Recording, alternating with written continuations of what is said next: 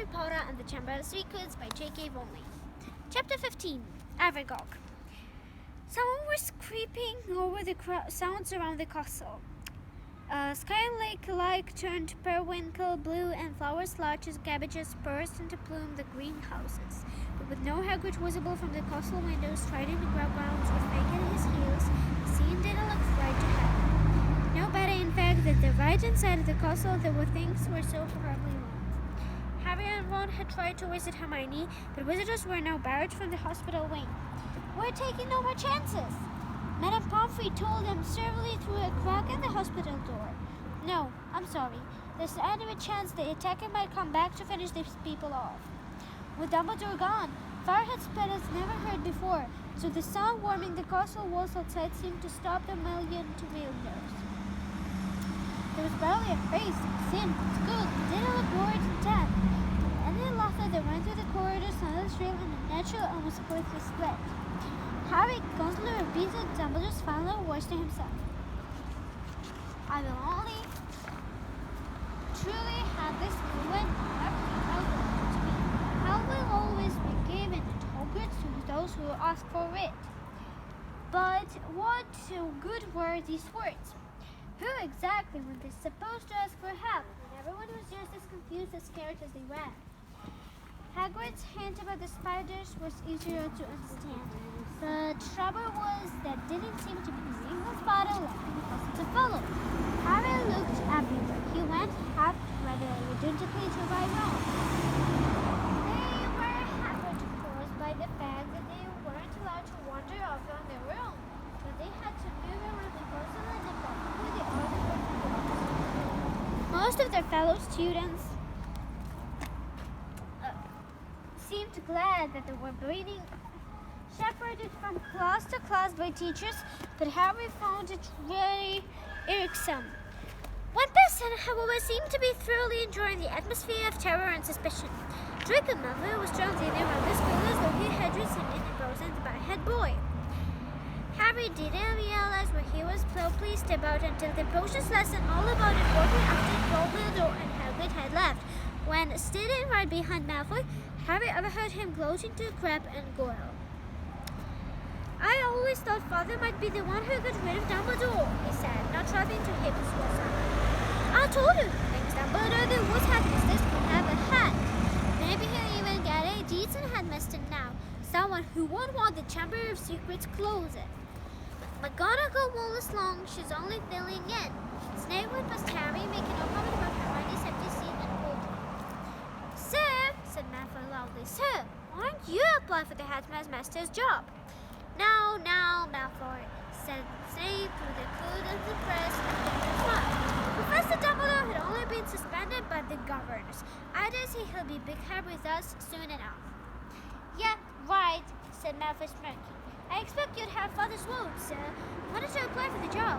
I'll tell Father you're the best teacher he's here." Snape smirked as he walked off around the dungeon, fortunately not spotting Seamus Finnegan, who was pretending to vomit into his cauldron. "I'm quite surprised the Mudbloods haven't all packed their bags by now," Malfoy went on. "But you 5 galleons, the next one dies. Pity it wasn't Granger." The bell rang at the moment, which was lucky, and Malfoy's last words, Ron had leaped off his stool, and in the scramble to collect bags and books, he had attempted to reach Malfoy when unnoticed. "Let me at him," Ron growled, as Harry and Dean hung on his drams. "I don't care. I don't need my wand. I'm going to kill him with my bare hands." "Hurry up. I've got to take you all to the herbology," barked Snape, over the class heads, and off they went, crocodile fashion, with Harry, Ron, and Dean bringing up the tier.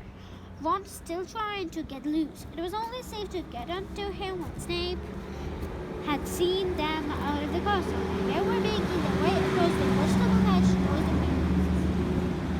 Their herbology class was very subdued. There were not two missing from the number, Justine and Hermione.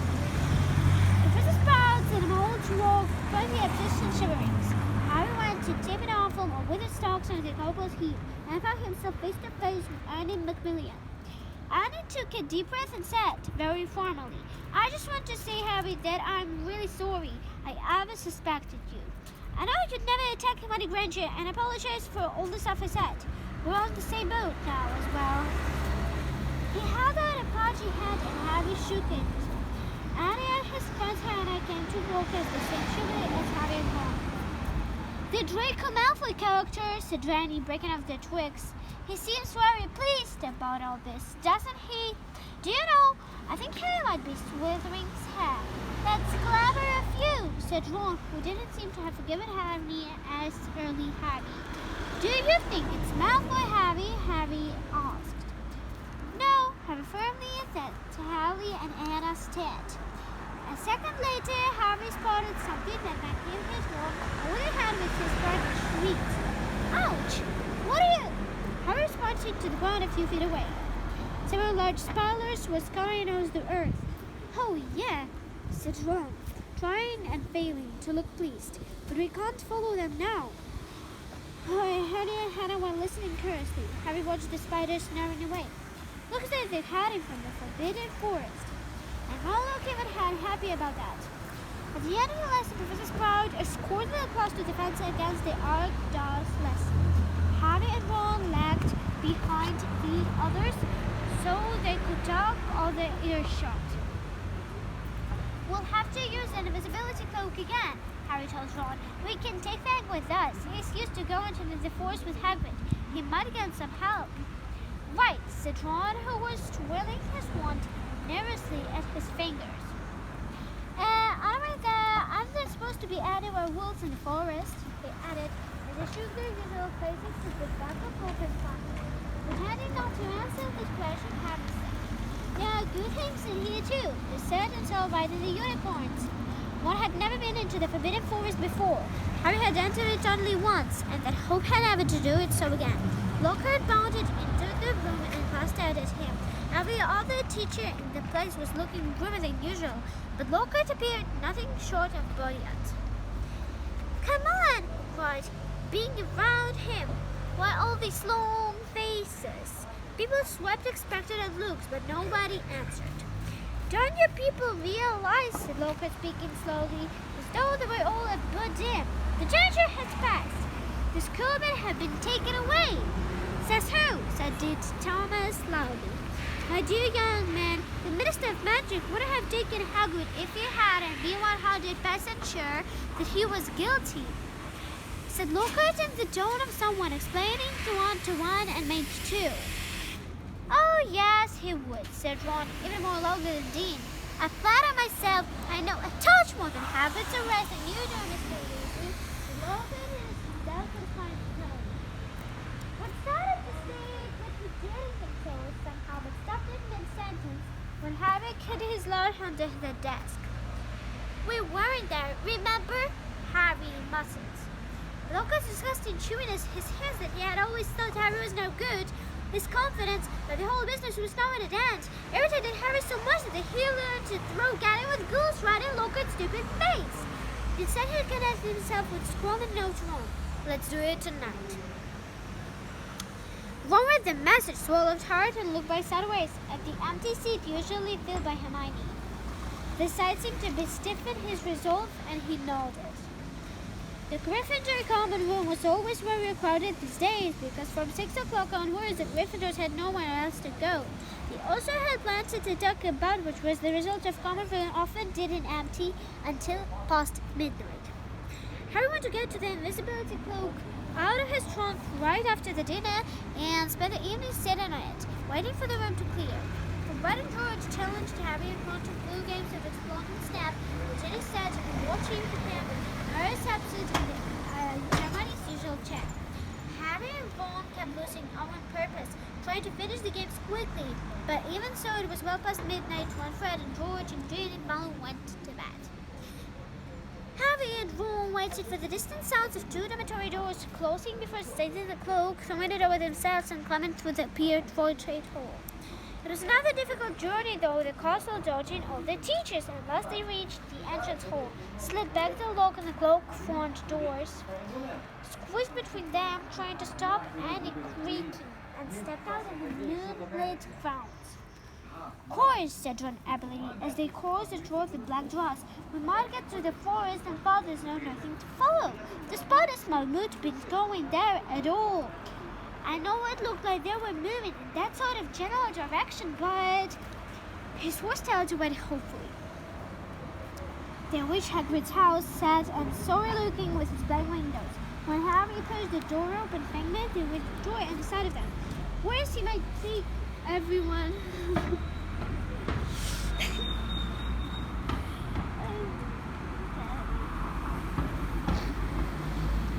Words he might take away everyone with a crystal castle and booming barks. He hastily fed the triangle fudge from the tin of the mantelpiece, which glued his teeth together. Harry left an invisibility cloak in Hagrid's stable. There would be no need for it in the pitch-dark forest. Come on, Fang, we're going for a walk, said Harry, petting his hat, and Fang bounded happily out of the house behind them.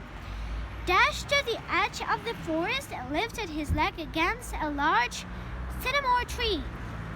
Harry took out his wand, murmured Lumos, and a tiny light appeared at the end of it, just enough to let them watch the patch for a sign of spiders. Good thinking, said Ron. I'd light mine too, you know. It's probably blow up or something. Harry tapped Ron on the shoulder. Pointed at the grass. Two solitary spiders were hurrying away from the one light in the shade of trees. Okay, Ron sighed, as though resigned to the forest. I'm ready. Let's go. So, with Fang scampering around them, sniffing tree fruits and leaves, they entered the forest. By the glow of Harry's wand, they followed the steady trickle of spiders moving along the path. They walked for about 20 minutes, not speaking, listening hard for noises other than breaking twigs and rustling leaves. Then the trees had become thicker than ever, and become thicker than ever, so the stars overhead were no longer visible. And Harry's wand shone alone in the sea of dark through the spider guides leaving the path. Harry paused, trying to see where the spiders were going, but everything outside his little sphere of light was pitch black. He hadn't seen his deep into the forest before. He could vividly remember Hagrid advised him not to leave the forest path last time he'd been in here.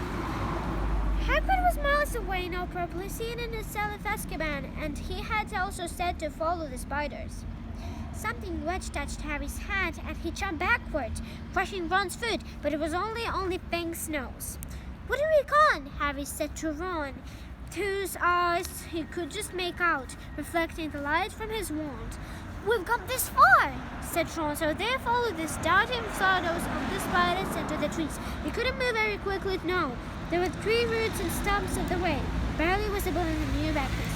Harry could feel Fang's hold breath in his hand more than ever. More than once they had to stop, so that Harry could crouch down and find the spiders in the moonlight.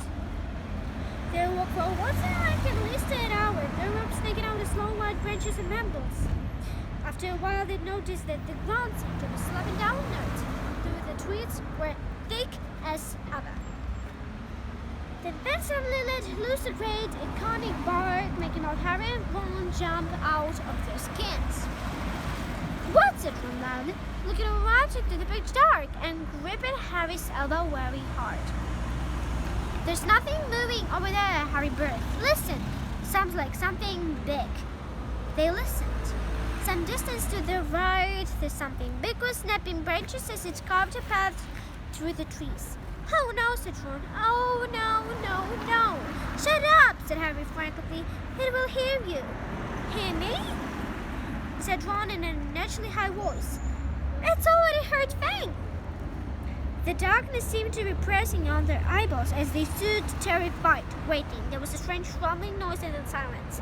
What do you think it's doing? Said Harry. Probably getting ready to pounce, said Ron. They waited, shivering, having darlings to move. Do you think it's gone? Said Harry. I don't know. Then to the right, he was set by his flight, so right in the darkness, and both of them flung up their heads to shout with their eyes. Then Harry tried to run, but the low-pitted tangle of thorns